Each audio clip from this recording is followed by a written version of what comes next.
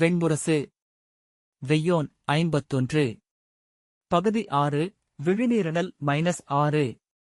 வாசிப்பது சந்தீப். கர்ணன் மறுபக்கம் வலசையானைகளின் கூட்டம் போல ஆடியாடிச் சென்று கொண்டிருந்த பெரிய மரக்கலங்களின் நிறையை நோக்கினான். அவற்றில் மகதத்தின் துதிக்கை தூக்கி நின்றிருக்கும் மணிமுடிசூடிய யானை பொறிக்கப்பட்ட மஞ்சள் நிறமான பட்டுக்கொடி பறந்தது. பாய்கள் செவ்வொளியுடன் அந்தித்தாமரை என கூம்பியிருந்தன. ஒரு நோக்கில் அவை நின்று கொண்டிருப்பவை போலவும் அப்பால் கரை பெருநாகம் போல ஊர்ந்து கொண்டிருப்பதாகவும் தெரிந்தது. அவன் நோக்குவதைக் கண்ட நாகன் 4 நாட்களாக அந்நிறை ஒரு கணமும் ஒழியவில்லை என்றான்.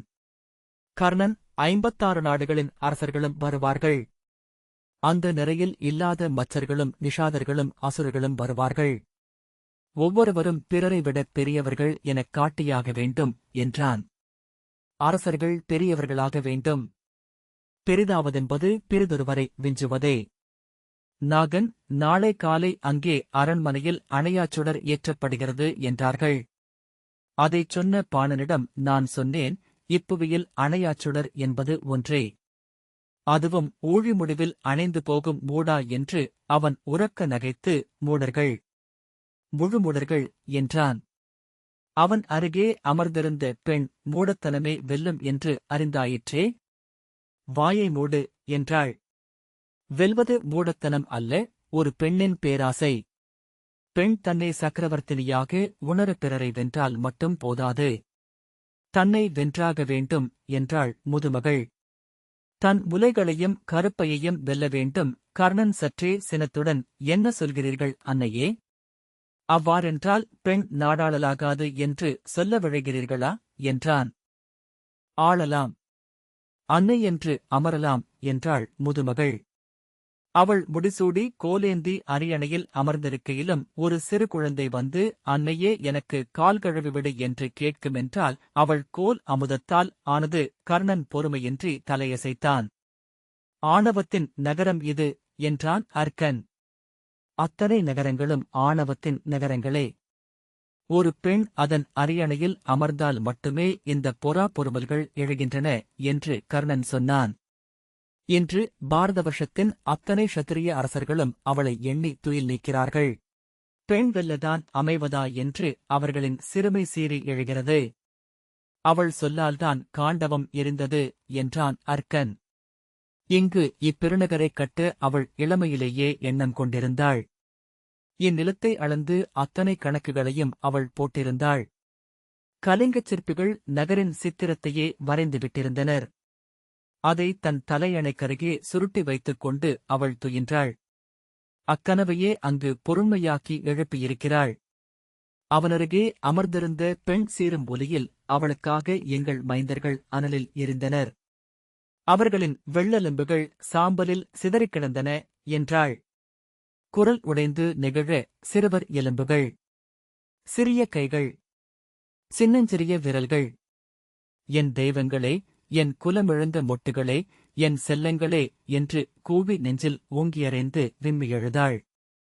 வள்ளத்திலிருந்த அனைவரும் தேம்பி அழத் தொடங்கினர். முதுமகள் மட்டும் கர்ணனை நோக்கி புன்னகைத்து, அவள் சக்கரவர்த்தினி, அதற்கென்றே பிறந்தவள் என்றாள். விழிகளால் பெரும்படைகளை ஆள்பவள், ஒரு சொல்லால் விரிநிலங்களை சுருட்டி கையில் எடுத்துக் கொள்பவள், இரு கைகளையும் விரித்து அவள் குலதெய்வங்கள் அவளுக்கு அருள்வதாக. அவள் மைந்தர் அவளுடன் இருக்கட்டும் என்றாள். அவளருகே இருந்த இன்னொரு பெண், அவள் மைந்தரும் அனலில் உருகி நின்றறிவார்கள். அரிக தெய்வங்களே, அரிக மானுடமே, அவள் மைந்தரும் சாம்பலென்று எஞ்சுவார்கள். அவர்கள் எரிவதை என் குடிமைந்தர் நின்று நோக்குவார்கள் என்றாள். அவள் தன் முலைகள் மேல் ஓங்கி அறைந்தாள். நாகம் ஒன்றையும் மறக்காது, நாகம் ஒருபோதும் மறக்காது. எங்கள் தெய்வம் மகாகுரோதை, அவள் வஞ்சமெறியும் பெருங்கனல் வடிவத்தோள். தேவி, பெருவஞ்ச பேருருவே, நீ அறிக, நீ அறிக. முதுமகள், எங்கள் குலம் முழுக்க இவ்வஞ்சம் எரியும் நெஞ்சுடன்தான் இங்கிருந்து செல்கிறது மைந்தா என்றாள். எங்கள் அன்னை மகாகுரோதை மரத்தில் உறையும் தீ என எங்களில் வாழ்பவள். நீர்ப்பருகும் வேரிலும் நிலை கொண்ட அடியிலும் இலை செறிந்த கிளையிலும் தளிரிலும் மலரிலும் கூட எங்கள் அனல் எழுந்துவிட்டது. எரிந்தபடி இவ்விடம் விட்டு நீங்குகிறோம். கர்ணன் இருகைகளையும் கூப்பி, வஞ்சங்கள் ஊடும்பாவுமென பின்னி இந்த மண்ணில் நானறியாது எதையோ அமைத்துக் கொண்டிருக்கின்றன என்பதைக் காண்கிறேன். நான் எளியவன், திகைத்து இப்பகடைவெளிக்கு வெளியே நின்றிருப்பவன் என்றான். அவர்களின் விசும்பல்கள் கேட்டன. பற்கள் கடிபடும் ஒலிகள், மூச்சொலிகள், சுற்றி வெள்ளங்களின் விலாவிலறையும் அலைகளின் ஓசை. விண்மீன்கள் அசைவதறியாமல் இடம் மாறிக்கொண்டிருந்தன. அந்த அமைதியிலிருந்து எழுந்து சூழலை நோக்கி, இந்த இரவு இத்தனை நீள்வதை எண்ணி வியக்கிறேன் என்றான் கர்ணன். நான் என் கலத்திலிருந்து கிளம்பி பல நாட்களாகின்றன என்று எண்ணினேன். மெல்ல சிரித்து, துயரம் நனைந்த இரவுதான் இணைமிக்கதாகிறது. எண்ண எண்ண இழுபட்டு நீள்கிறது என்று திரியை சொன்னாள். இவ்விரவு எங்கள் குலங்களால் என்றும் எண்ணப்படும். எங்கள் கதைகளில் பேருருக்குள்ளும். நீரில் விழும் துடுப்புகளின் ஓசை மட்டும் கேட்டுக்கொண்டிருந்தது. கீழ்ச்சரிவில் ஒரு குருதித்தீற்றலென எரிவிண்மீன் ஒன்று இறங்கியது. அதை நோக்கிய முதுமகள் மெல்லிய உடல் விதிர்ப்புற்று, பொழுதென்ன என்று நோக்கு. என் விழிகள் ஒளிகொன்றியிருக்கின்றன என்றாள். பிரம்மகாலம் இன்னும் கால் நாழிகையில் தொடங்கும் என்றான் கர்ணன். ஆம், பன்னகப் பொழுது சென்று அமைகிறது. உரகப் பொழுது எழவிருக்கிறது என்றான் அர்க்கன். எங்கேனும் நிறுத்து என்றாள் திரியை. கரைகளில் நிறுத்த முடியாது அன்னையே. அங்கே மானுடப் பெருக்கு என்றான் அர்க்கன். பார், அன்னை வழிகாட்டுவாள் என்றாள் திரியை. சிறுவன் ஒருவன், அங்கொரு ஆற்றிடைக் குறை தெரிகிறது என்றான். கர்ணன், ஆம், அது நாணலெழுந்த ஆற்றிடைக் குறைதான் என்றான். அங்கு நிற்கட்டும் வள்ளங்கள் என்றாள் திரியை. அர்க்கன் தன் இடையிலிருந்து ஒரு சிறிய காயை வெளியே எடுத்து அதை விரைவாக வீசினான். அது மின்மினி போல ஒளிகொண்டு கோடாகச் சுழன்றது. அதன் சுருள்கள் மறைந்ததும் கர்ணன் திரும்பி நோக்கினான். உரகர்கள் அனைவரும் அதைக் கண்டாயிற்று என்று தெரிந்தது. நெடுந்தொலைவில் இன்னொரு ஒளிக்கோடு அதேபோல் சுழன்றது. ஆற்றிடைக் குறையை நோக்கி வள்ளங்கள் மரம் கண்ட வான்கொக்கு கூட்டம் போல் குவிந்தன. முதலில் அவர்களின் வள்ளம் நாணல் பரப்பை ஊடுருவிச் சென்று மெந்தசையில் அம்பு போலே மண்கலந்த சதுப்பில் முட்டி பதிந்து நின்றது. இருபக்கமும் நாணல்களிலிருந்து சிறிய தவளைகள் துள்ளி எழுந்து விலகின. நீரில் தவளைகள் பாயும் ஒலி கேட்டது. அர்க்கன் எழுந்து சதுப்பின்மேல் நாணல்களை சரித்து அதன்மேல் இருதுடுப்பைகளை குறுக்காகப் போட்டு அதன் நடுவே கால் வைத்து இறங்கினான். மேலும் ஒரு கால் வைத்து, அன்னையே, இங்கு மேலேதான் மண் உறுதியாக உள்ளது என்றான். முதுமகள் கை நீட்ட அவன் அவளைப் பற்றி மெல்ல இறக்கினான். அவளைத் தொடர்ந்து கர்ணன் இறங்கினான். சற்று நேரத்தில் ஆற்றிடைக் குறையை மீன் கூட்டம் போல 4 பக்கமும் வள்ளங்கள் மொய்த்தன. அதிலிருந்து நாகர்கள் இறங்கி நாணல் பரப்பின்மேல் நிறைந்தனர். முதுமகள் தன் முதலைத்தோல் மூட்டையை நெஞ்சோடணைத்தபடி அர்க்கனிடம், கிழக்கு அதுதானே? எனக்கு திசை மறைந்துவிட்டது என்றாள். ஆம், அன்னையே என்றான் அர்க்கன். அவள் தன் மூட்டையை பிரித்தாள். அதற்குள் இருந்த மரவுரியை அவிழ்த்து உள்ளிருந்து கையளவான நீளுருளைக்கல் ஒன்றை எடுத்தாள். அதில் கரியால் 2 பெரிய விழிகளும் செந்நிறத்தில் நீண்டு தொங்கும் நாக்கும் வரையப்பட்டிருந்தன. அன்னை மகாகுரோதை, எங்களுக்காக மானசாதேவி என்னும் வடிவம் கொண்ட தன்னழிகள். ஒவ்வொரு முதற்பொழுதிலும் அன்னைக்கு நாங்கள் படையலிட்டு வணங்குவோம் என்றபின் தரையில் மண்டியிட்டமர்ந்து மணலைக் குவித்து அந்தக் கல்லை அதன் மேல் வைத்தாள். இருநாகர்கள் சிக்கிக்கற்களை உரசி குந்திரிக்கம் பூசிய திரியை எரியச் செய்தனர். ஊன்னையில் சுருட்டிய பெரிய தறிகளை பற்ற வைத்து அவற்றை 2 குச்சிகளில் சுற்றிக் கட்டி பந்தமாக்கி அன்னையின் இருபக்கமும் நிறுத்தினர். காற்றில் சுடர்கள் எழுந்து கிழிப்பட்டு பறந்தன. சுழன்று குறுகி நீல நிறமாகி அஞ்சியது போல் எழுந்து சீறின. அன்னையின் வெறிமுகம் உயிர் கொண்டு எழுந்தது போல் தோன்றியது. அவள் கண்களில் சினம் அலையடித்தது. கேளாச் சொற்கள் அவள் உதடுகளில் துடித்தன. அர்க்கன் ஒரு சிறிய பொதியை பிரிக்க உள்ளிருந்து 3 சிறிய அப்பங்களையும் சிறிய புட்டியில் பொளித்த மதுவையும் எடுத்து இலையில் பரப்பி அன்னையின் முன் வைத்தாள் திரியை. இரு நாகர்குலப் பெண்கள் சுற்றிலும் நோக்கி நாணலுக்குள் பூத்திருந்த சிறிய வெண்ணிற மலர்களை கொய்து வந்தார்கள். மலர்களை அப்பத்தின் மேல் வைத்தபின் அவள் இரு விரல்களையும் சேர்த்து முத்திரைகள் காட்டியபடி மூச்சொலியாக நுண்சொற்களை சொல்லத் தொடங்கினாள். அவள் கைகளில் பசு கண்விழித்தது. மான் எழுந்தது. மீன் நீந்தியது. கொக்கு சிறகடித்தது. தாமரை மலர்ந்தது. அது அனலாகியது. அனல் நீரென்றாகி நெளிந்து நாகமாகியது. நாகக் குழைவுகளுடன் கைகள் அசைய ஒரு கட்டத்தில் அங்கு ஒரு நாகமெழுந்தாடுவதாகவே உள்ளம் மயங்கியது. கண்கள் கைகள் என்றன. சித்தம் நாகமென்றது. சித்தம் கைகள் என்றபோது கண்கள் நாகம் நாகம் என்றன. அப்பால் ஒரு சிறிய எலி வந்து நீள்மூக்கை நீட்டி மீசை மயிர்களை விளைத்தபடி அஞ்சியது. இரு செம்மலர்கள் போல அதன் முன்கால்கள் இதழ் விரிந்து மண்ணில் பதிந்திருந்தன. கண்களில் சுடச்சமணிகள். அங்கிருந்த எவரோ மெல்ல அசைய அது கால்களை அசைக்காமலேயே உடலால் பின்னகர்ந்தது. சற்று நேரம் கழித்து மேலும் ஒரு காலடியை வைத்து அணுகியது. திரியையின் நுண்சொல்லின் ரீங்காரத்தை அது கேட்டு மயக்குறுவது போல் தோன்றியது. அதன் மீசை சிலிர்த்து அசைந்தபடியே இருந்தது. மெல்ல அதன் கண்கள் இமை சரிந்து மூடின. தலை இருமுறை ஆடியது. சரிந்து விழுந்து வால் நெளிய கால்களின் விரல்களை சுருக்கி விரித்தபின் அமைதியானது. அதன் அடிவயிற்று மயிர்பரப்பு மென்மையான சாம்பல் பூச்சாகத் தெரிந்தது. அர்க்கன் அதை எடுத்து இலைமேல் வைத்தான். திரியே அதன் கழுத்தைப் பற்றி தன் கட்டைவிரல் நகத்தால் ஆழமாக குத்தி இறக்கினாள். அதன் கால்கள் மட்டும் விதிர்த்தன. அவள் அதை தூக்கி அழுத்த சிறிய ஊற்றாக குருதி பீரிட்டு அப்பங்களின் மேல் விழுந்தது. கூடி நின்றிருந்த நாகர்கள் ஒற்றைக் குரலில் அன்னையே, மகாகுரோதே, மாயே, மாமங்கலே, தேவி என்று வீறிட்டனர். பெண்கள் குரவையிட்டனர். எலியை அப்பங்களுடன் வைத்துவிட்டு திரியை கைகூப்பினாள். உரதர்களின் வாழ்த்தொலிகள் தாழாமல் நின்றன. கர்ணன் தொலைவில் சென்ற பெருங்கலங்களிலிருந்து கூட பலர் கலமுனைகளில் ஏறி அங்கு நிகழ்வதை நோக்குவதைக் கண்டான். குளிர்காற்று மேலும் வலுக்க பந்தங்கள் குறுகி அந்திமலர் போல கீழே இதழ்தழைந்தன. மெல்லிய சீரலோசையை செவி கேட்பதற்குள்ளாகவே அகப்புலன் ஒன்று கேட்டது. அவன் உடல் மெய்ப்புக் கொண்டது. அன்னையின் பின்னாலிருந்த நாணலில் இருந்து சேனைத்தண்டு போன்ற உடலும் தலையும் வாலும் ஒரே பருமனம் கொண்ட சிறிய பாம்பு ஒன்று ஊர்ந்து வந்தது.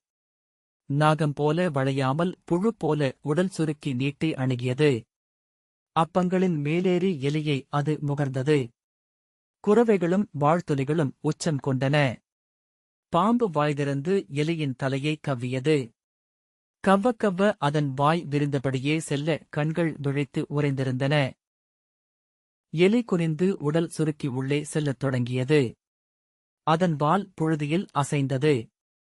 அது முழுமையாக உள்ளே சென்று மறையும் வரை குரவையொலியும் வாழ்த்தொலியும் எழுந்தன. அவை அடங்கியபோது அமைதி செவிகுலைவதாக ஆகியது. கர்ணன் பெருமூச்சு விட்டான். திரியை அவனை நோக்கி திரும்பி, சூரியனின் மைந்தன் வருக என்றாள். கர்ணன் குனிந்து அவளருகே அமர்ந்தான். நீ இங்கு வந்தது உன் ஊழ் எனக் கொள்க என்றாள் திரியை. அன்னை மகாகுரோதையின் பேரருள் உன்னை சூழ்க்க. கர்ணன் தலை வணங்கினான். பெருவஞ்சமும் பெருங்கனிவும் ஒற்றையிலையின் இரு பக்கங்கள். தொட்டால் நச்சூட்டி தோலை எரிய வைக்கும் மலைச்செந்தட்டியின் அடியில் மென்மை நிறைந்திருப்பதைக் கண்டிருப்பாய். கர்ணன் தலையசைத்தான். அன்னை மானசையின் விழிகளை நோக்கு. அவளை உன் உள்ளம் திறந்து எழும் பேரன்பால் அணுகு. கர்ணன் கைகூப்பினான். ஆனால் உன் உள்ளம் கறந்துள்ள ஒரு துளி வஞ்சமும் வணங்கியாக வேண்டும். இருதட்டுத்திலா கொண்டு சென்றால் மட்டுமே அன்னையின் ஆலய வாயில் திறக்கும். கர்ணன் வஞ்சம் என்றால் என்றான். ஏக்கம் அல்ல, ஆற்றாமை அல்ல, வெறுப்பு அல்ல, சினமும் அல்ல என்றாள் முதுமகள். அவையனைத்தும் அடங்குபவை. அடைந்தால், அறியப்பட்டால், அன்பினால், அடைக்கலமானால். வஞ்சம் என்பது முழுமையாக எதிரியை அழைத்தால் மட்டுமே வெல்வது.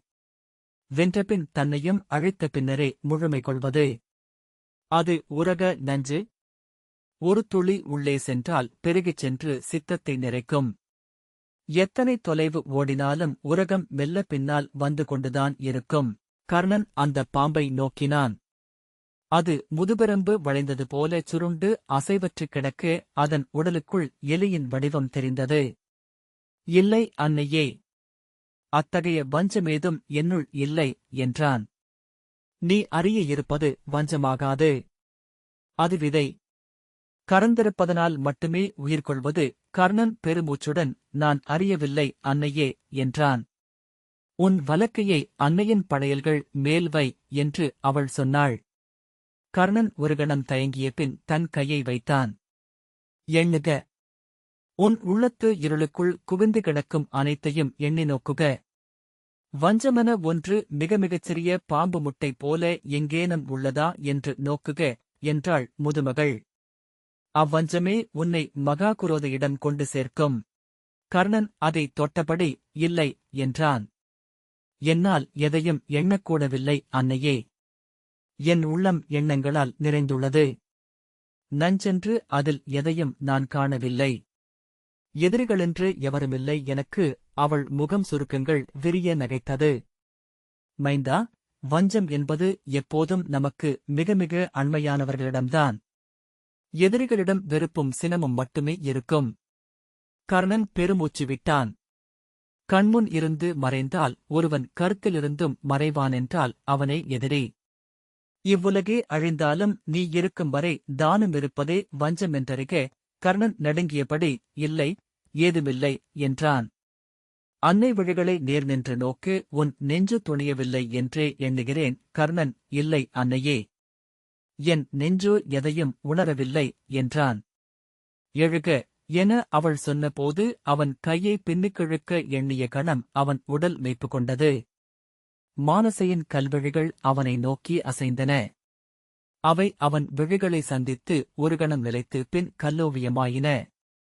கர்ணன் மூச்செழுத்து உடலை இயல்பாக்கிய போது முதுமகள் உன் கையில் உள்ள அக்கணையாழி ஏது என்றாள். கர்ணன் அதை நோக்கி அதன் நடுவிலிருந்து அருமணி கனலென சுடர்விட்டுக் கொண்டிருப்பதைக் கண்டான். என் அன்னை என்னை கண்டடைந்த போது இந்த கணையாழியும் உடனிருந்தது என்றாள். இதை என் இடைமணிகளுடன் அணிந்திருந்தேன். பின்னர் கணையாழியாக்கிக் கொண்டேன். அவள் கை நீட்ட அவன் அதை உருவி அவளிடம் அளித்தான். மைந்தா, நீ அறிந்திருப்பாய் உன் வஞ்சத்தை என்றாள் முதுமகள். இல்லை என்றான் கர்ணன். நான் ஒரு விழிமயக்கில். அவள் சிரித்தபடி நீ அறிந்தாய். நீ எதை அறிந்தாயோ அது உண்மை. அன்னை அதை அறிந்தாள் என்றாள். இல்லை இல்லை என்றான் கர்ணன். அவளைக் கடந்து காலெடுத்து வைத்து ஆற்றலைக் குறையின் நாணலை மிதித்தான். இதை நோக்கு என்று அவள் தன் நகத்தால் அந்த மணியைப் பெயர்த்தாள். அதனடியிலிருந்து மிகச்சிறிய செந்நிறப்புழு ஒன்று நெளிந்து தலை தூக்கியது. உரகம் என்றாள். உன்னுடன் இருந்திருக்கிறது. நீ மகவாய் மைந்தனாய் இருந்த காலம் முழுக்க இதன் துணையின்றி நீ இருந்ததே இல்லை. கர்ணன் தன் கால்கள் குளிர்ந்து தள்ளாடுவதை உணர்ந்தான். இதுவே நான் உன் பின்னால் பேருருவெனக் கண்ட நாகம். உன்னை என்றும் இது தொடர்ந்திருக்கிறது. உன் காவலென உடனிருந்திருக்கிறது. உன் கனவுகளில் இதையே நீ கண்டாய். கர்ணன் மேலும் ஒரு காலடி பின்னால் வைத்து இல்லை இல்லை என்றான். எதற்காக இவளிடம் இப்படி கெஞ்சுகிறோம் என்று தோன்றியதுமே சினம் தலைக்கேறியது. நான் யாரென நான் அறிவேன். இந்த மாயங்களுக்கு நான் அஞ்சமாட்டேன் என்று கூவினான். விழிமயக்குகள் கொண்டு விளையாடுகிறாய். நீங்கள் நாகர்கள். மானுடரின் உள்ளங்களுடன் சூதாடும் விழிகள் கொண்டவர்கள். அவன் தன் படகை நோக்கிச் சென்றான். அதை நாணல் மேல் ஏற்றி வைத்திருந்தனர். இளையோனே, இது உன் மணி என்றாள் முதுமகள். இல்லை, அது என்னுடையதல்ல. நீ செய்யும் விழிமயக்கு என்றபடி அவன் படகை இழுத்து நீரில் இட்டான். அவளை நோக்கியபடி முழங்காலளவு நீரில் இறங்கி அதை அவன் தூக்கியபோது அந்த சிறிய நாகப்புழு உடல் வளைத்து தலையை சொடுக்குவதைக் கண்டான். அவன் எண்ணுவதற்குள் அது தெரித்து அவன் முழங்கை மேல் ஒட்டியது. ஆ ஆ என்று பதறிய குரலில் கூவியபடி அவன் அதை தட்டி வீழ்த்தினான். பாய்ந்து படகிலேறி வெறிகொண்டவன் போல துடுப்பை இழுத்தான். அது நீரில் விழுந்து துள்ளித் துள்ளி எழுவதைக் கண்டான். அவன் கைகளில் முழு உயிரும் குவிந்தது. அவன் துடுப்புகள் சுழன்று சுழன்று நீரில் விழ படகு அலைகள் மேல் ஏறி அமிழ்ந்து ஏறிச் சென்றது. சற்று நேரத்திலேயே ஆற்றலைக்குறை அப்பால் சென்றது. மெல்ல மூச்சு தொடர்ந்தபடி அவன் படகின் மேல் கால் நீட்டினான். விழிகளால் நீர்ப்பரப்பை நோக்கினான். அதிலிருந்த ஒவ்வொரு குமிழியும் அவன் உடலை விதிர்க்கச் செய்தது. ஒலி கேட்டு ஆற்றலைக்குறையை நோக்கினான். உரகர்கள் கைகளை விரித்து வானை நோக்கி குரவையும் வாழ்த்துளிகளுமாக நின்றனர். கீழ்வானில் விடிவெள்ளி எழுந்தது. செம்மஞ்சள் நிறப் புழு ஒன்றை எவரோ தூண்டிலில் கட்டி வீசியெறிந்தது போல. மறுபக்கம் ஒளி தெரிய கர்ணன் திரும்பி நோக்கினான். வானில் எரியம்புகள் நூற்றுக்கணக்கில் எழுந்து வெடித்து மலர்களாகி கீழிறங்கின. இந்திரபிரஸ்தம் அத்தனை அருகிலா இருக்கிறது? மீண்டும் எரியம்புகள் எழுந்தமைந்தன. அவை மிக மிகப் பெரிய எரியம்புகள் என உணர்ந்தான். அத்தனை தொலைவில் அவை செம்மையும் மஞ்சளும் நீலமுமாக இதழ் விரித்து மலர்ந்து சிதறி துளிகளாகி உதிர்ந்தன. ஆற்றலைக்குறையில் நாகர்கள் கைகளை விரித்து மெல்ல ஆடியபடி வாழ்த்துக் கூவினர். அங்கே நாகங்கள் பத்தி விரித்து நின்றாடுவது போல் தெரிந்தது. அறியாது ஓரவிழி எதையோ நோக்க உடல் விதிர்த்தது. என்றபடி அவன் திரும்பி நோக்கிய கணத்தில் நீருக்குள் அவன் படகைத் தொடர்ந்து வந்து கொண்டிருந்த பெருநாகத்தை பார்த்தான். அதன் கரியுடல் நீரோட்டமென நெளிந்தது. தலை மூழ்கி எழத் தொலைவில் வால் நுனி நெளிந்தது. கால்கள் நடுங்க எழுந்து நின்றபோது அது படகின் நிழலாக மாறியது. தொலைவில் எழுந்த ஒளிக்கேற்ப அது நெளிந்தது. அவன் அமர்ந்து துடுப்பால் அந்நிழலை துழாவிக் கலைத்தான். மெல்ல நெஞ்சின் எடை கரைய துடுப்பிடத் தொடங்கினான். ஆற்றடைக்குறையிலிருந்து நாகர்கள் படகுகளில் கிளம்பிச் செல்வதைக் கண்டான். நோக்கியிருக்கவே அவர்கள் நீரில் எழுந்து மறைந்தனர். எங்கு செல்கிறார்கள்? கிழக்கே. அவர்களின் தெய்வத்தின் ஆணை. அங்கே ஓடும் பெருநதி. அது பிரம்மபுத்திரையா? அப்படியென்றால் காமரூபத்திற்கும் அப்பால், மணிப்பூரக நாட்டுக்கும் அப்பால். அப்பாலிருப்பது பெருங்காடு. அங்கே மானுடர் வாழ்வதறிது என்பார்கள். மீண்டும் அவன் உடல் விதிர்த்தது. ஒரு கணத்தின் ஒரு துளியில் அவன் அந்த நாகத்தை மீண்டும் கண்டான். அதன் விழிகளின் இமயாமணிகளை கூர்ந்த நாய்முகத்தை இரட்டை மண்டையை செதிலடுக்குகளை நெளிவை வால் அலைவை. விழிமயக்கல்ல, மீண்டும் அதை நோக்கினான். மிக அப்பால் எழுந்த எரியம்புகளின் வெளிச்சம் காட்டிய விழிமயக்குத்தான் அது. மயங்கியது விழியல்ல, உள்ளம். அஞ்சியிருக்கிறது. அச்சம் மயலாகிறது. மயல் புவியை மாற்றுமா என்ன? இப்புவியே ஒரு மயல் என்கிறார்கள் வேத முடிவறிந்தோர். கயிற்றரவு. கயிற்றைப் பாம்பென எண்ணம் அறிவீனம். பாம்பை கயிறென எண்ணம் அறிவீனத்தை விட அது சிறந்தது. பாம்பு கடிக்கப் போவதில்லை. எண்ணங்கள் எப்படி பீரிடுகின்றன? எண்ணங்களுக்கும் பொருளுக்கும் உறவே இல்லை. பொருள் என்பது எண்ணங்களின் கடிவாளம். மீறிப்பாய எப்போதும் துடிப்பவை அவை. எண்ணங்கள்